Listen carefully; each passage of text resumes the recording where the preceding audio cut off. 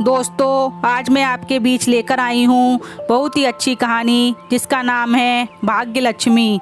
शिव प्रसाद का विवाह हुआ और उनकी पत्नी का देहांत डिलीवरी के वक्त एक पुत्री के जन्म देते समय ही हो गया था। तो जैसे परिवार में हाहाकार हो गया। किसी तरह जन्म ली हुई लड़की की पालन पोषण उसकी नानी ने किया, जिसे उसका नाम रजनी रखा गया। रजनी साधारण नैन नक्श की लड़की थी, मगर कुसार्ग बुद्धि की थी। समय बीतता गया और रजनी बड़ी होती गई और परिवार के दबाव में शिव प्रसाद ने 5 साल बाद एक गरीब घर की लड़की से दूसरा विवाह कर लिया। शिव प्रसाद जी की आय ठीक ठाक थी, वे लिपिक थे, इसलिए विवाह होने में कोई परेशानी उन्हें नहीं हुई। विवाह के बाद शिव प्रसाद जी रजनी को भी अपने घर ले आए।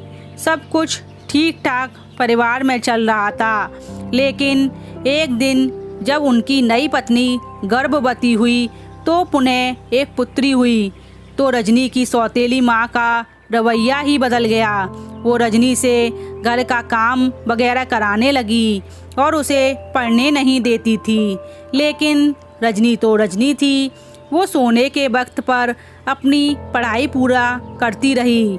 शिव प्रसाद जब ऑफिस से घर आते तब तो रजनी की सौतेली माँ दिखावे के लिए प्यार की वर्षा करती रजनी के ऊपर। इससे शिव प्रसाद खुश हो जाते, लेकिन पीछे क्या होता था रजनी के साथ इस हकीकत से अनजान थे। रजनी बड़ी होती गई और तो रजनी का जयपुर के सबसे बढ़िया कॉलेज में बीसीए के लिए सिलेक्शन हो गया। और इसी बीच उसकी सौतेली माँ हर दिन शिव प्रसाद से लड़ाई करती कि रजनी को अब मैं ज़्यादा दिन बर्दाश्त नहीं कर सकती, आप उसकी जल्दी से जल्दी विवाह करा दीजिए, नहीं तो फिर हमारे बेटे के लिए कुछ नहीं बचेगा। रोज़ रोज़ की लड़ाई से तंग आकर शिव प्रसाद ने पढ़ाई के बीच में ही उसकी शादी के लिए राजी हो गए। इधर सौतेली माँ भी रजनी से रोज लड़ती और कहती, तुम मेरी बेटी का हक मार रही हो। तो रजनी ने कहा, माँ आप कहीं भी मेरी शादी करा दो, मैं हंसते हंसते विदा हो जाऊंगी। आप मेरा विवाह गरीब से गरीब परिवार में कर दो, जो आपको पसंद हो। अगर मेरे भाग्य में सुख होगा तो वो ज़रूर आएगा और हमें आपसे जीवन भर कोई शिकायत नहीं होगी। मैं आपको हमेशा माँ का ही सम्मान देती रहूँगी और हमेशा आप मेरी माँ ही रहेंगी। रजनी की शादी एक गरीब परिवार में रहने वाले राजेश कुमार सिन्हा से तय कर दी। बूढ़े माता पिता को लेकर रहने वाला राजेश, जो आईएससी तक की पढ़ाई करने के बाद आजीविका चलाने के खातिर पढ़ाई छोड़कर वो एक साइकिल दुकान में मैकेनिक का काम करने लगा, जहां से उसे 8,000 रुपये का वेतन मिला करता था। विवाह को हो गई। इस प्रकार रजनी का विवाह राजेश से हो गया और रजनी वादा के अनुसार सच में खुश होकर विदा हो गई। ससुराल पहुंच गई। वो बहुत खुश थी और अपने सास ससुर को बहुत इज्जत करती थी। तो वो कुछ ही दिनों में ही अपने सासू माँ और ससुर की जान बन गई। सासू हर दिन अपने इकलौती बहू पर जान छिड़कती, उसे चूमती और आशीर्वाद देती। इधर रजनी पति को भी बहुत प्यार करती और सम्मान भी करती, पर राजेश को शराब पीने की आदत थी, जो संगत का असर था। रजनी ने राजेश को प्यार से समझाया तो वो इस लत को लगभग छोड़ ही दिया। एक बात थी कि राजेश रजनी की हर बात मानता। ना जाने क्यों, शायद ये समझदार रजनी का प्यार का असर था। और एक दिन रजनी ने अपने प्यार की बदौलत उसे आगे पढ़ने के लिए प्रोत्साहित किया। तो राजेश ने कहा, क्या हो जाएगा पढ़ाई से, कोई मैं कलेक्टर थोड़ी बन जाऊंगा।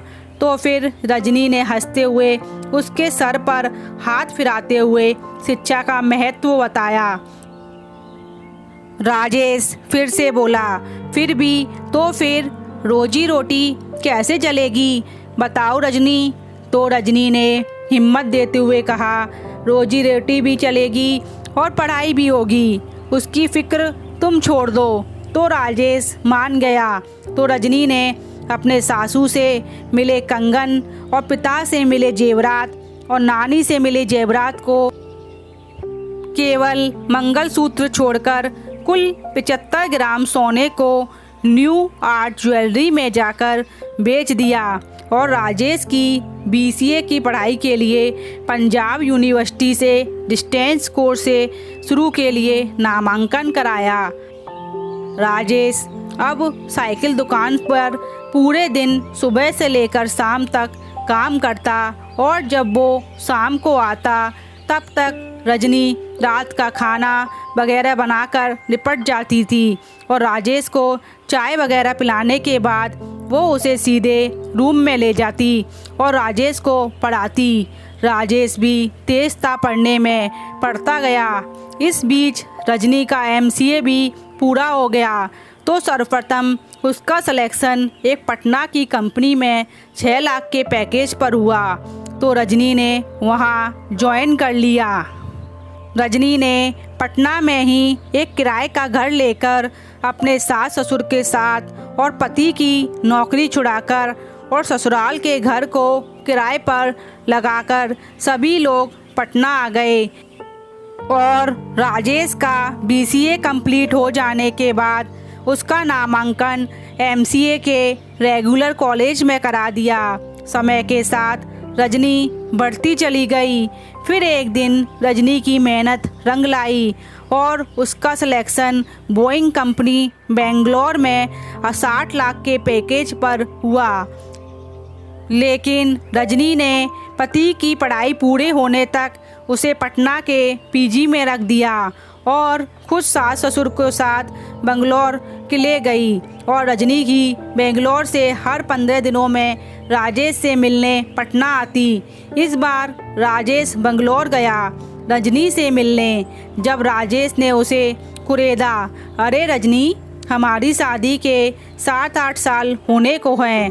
तो चतुर रजनी ने इशारे को समझते हुए कहा, सब कुछ प्लान के मुताबिक हो रहा है। 2023 में आपकी पढ़ाई समाप्त हो जाएगी और पापा भी रिटायर हो रहे हैं तो उनको भी मैं यहीं ले आऊँगी।